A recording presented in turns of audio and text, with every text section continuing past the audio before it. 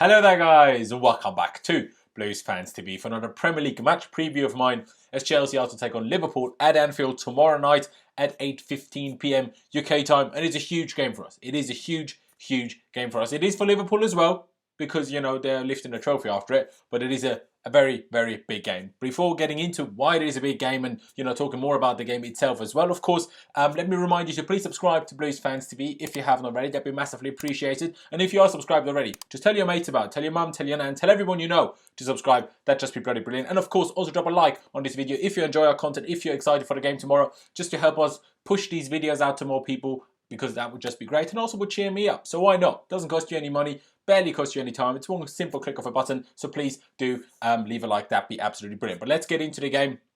And let's talk about why this is such a huge game for us. Because Sunday against Manchester United wasn't the only reason why Sunday was such a great day. The fact that we beat Man United and secured our spot in the FA Cup final. It was made even better by Leicester losing their game to Tottenham. Meaning that from our remaining 2 league games, no matter what Leicester or Man United do, all we need is 3 points to secure a top 4 finish. And obviously, we don't want that pressure going into the final game of the season against Wolves next Sunday.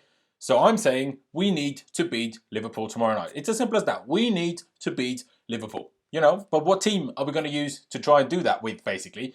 Because that's just the most interesting question, I guess. Judging Frank Lampard from what he's done previously this season, I'm kind of expecting him to stick with the same system that started against Manchester United on Sunday, even if personally, I'm not sure that's the best idea, actually. But let's get into the team that I would personally field first and talk about my actual predicted 11 after that. Now, for me, Kepa actually has to come back into goal. And as for the centre-backs, well, for me, it should be 2 rather than 3 centre-backs. And at the moment, Zuma is just a given. You know, he has to start regardless of it being a back 3 or a back 4. But next to him, the other centre-back is kind of the big question. Rudiger or Christensen or even Tomori. Now, considering, in my opinion at least, we need to win this game, I wouldn't throw Tomori in. It's a bit too much of a risk in my opinion. But to be honest, I still don't believe there's much between Rudiger and Christensen. You know, both can have good, but also both can have really bad games. But it was a good win on Sunday, and Rudiger should be confident, so maybe sticking with him is the smarter shout for this one. Coming to the fullbacks, Reece James was just really good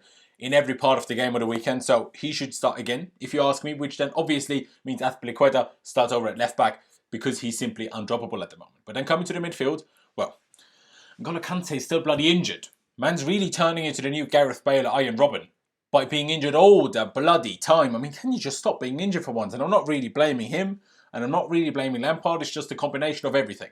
You know, played too much since the break, played every game. I was like, please rest Kante, please rest him. But he hasn't been rested, and now he's just been out. You know, Lampard initially said, it's a small hamstring problem, he should be back soon. It's been like, feels like 4 weeks. It hasn't been 4 weeks, but still it feels like it. Do you know what I mean? But because of that, there are only 2 real options here, in my opinion, if we're going for a back 4. Either a 4-2-3-1 with Jorginho and Kovacic as the double pivot, or a flat midfield 3, which is what we used in the other games against Liverpool this season. Maybe not so much in the FA Cup win over them, but still, kind of what we used against them too. And always worked really well, especially with N'Golo Kante in the side when we had the flat midfield 3, who was brilliant in each of those games, quite frankly.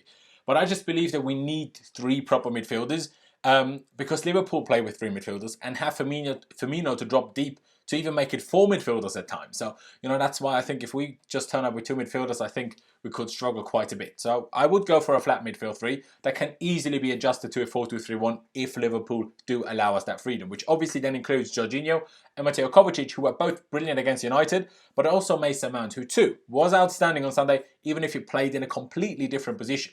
And actually, it took me quite a while to decide between Ross Barkley and Mason Mount, simply for the physicality factor that Ross does bring with him, if he's even fit, because, you know, he wasn't in the squad against United, and Lampard didn't say anything about him, so no idea whether he's even fit. But regardless of that, Mason Mount is just much smarter. It went to press when he can move up the pitch, and also when he has to stay, you know, basically to keep the shape of a flat 3. He's just a bit smarter in all of those things, basically. Even though I say that, Barkley played in the midfield 3 and scored a brilliant goal when we beat Liverpool in the FA Cup just before the break. So maybe I'm completely wrong, but that's just my thoughts anyway. And then coming to the front 3, now for me, Christian Pulisic has to come back into the side if he is fit to do so, of course, because he did have a small injury, which was the reason for him being on the bench and an unused sub on the weekend against Manchester United, but he has to start if he can, because in my opinion we need his pace and the starting runs past Olivier Giroud to hurt Liverpool. I mean, he's our biggest threat, really, biggest goal threat anyway. On the other side, Willian has to stay in the team as well, if you ask me, especially with Reece James starting behind him, at least in my